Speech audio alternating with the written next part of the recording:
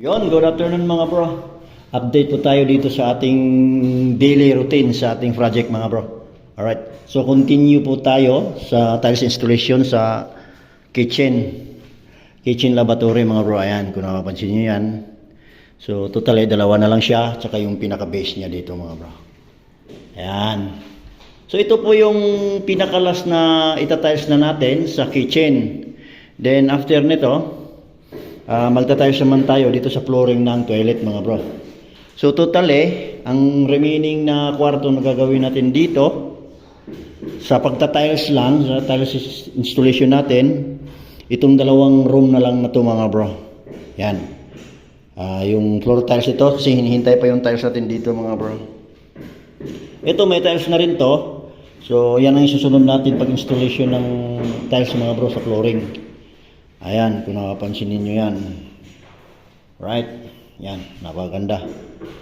So, ito totally itong kwarto na itong mga bro, itong tatlong kwarto, ay hindi pa po ito napapa-final ng final coating na semi-gloss na pintura natin mga bro. Kaya, inuuna natin yung medyo, yung trabaho nating maalikabok para dire-diretso yung painting works natin dito mga bro.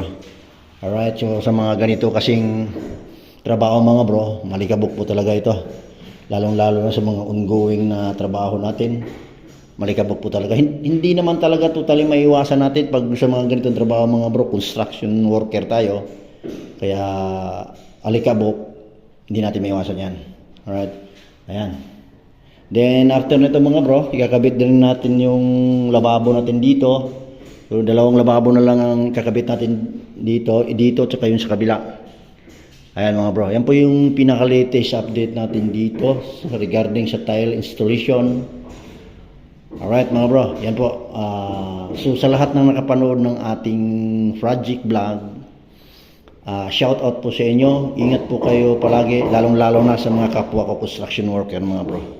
Alright mga bro, ayan. Kung nakikita nyo, tuloy-tuloy pa rin ang bakbakan dito sa ating project mga bro.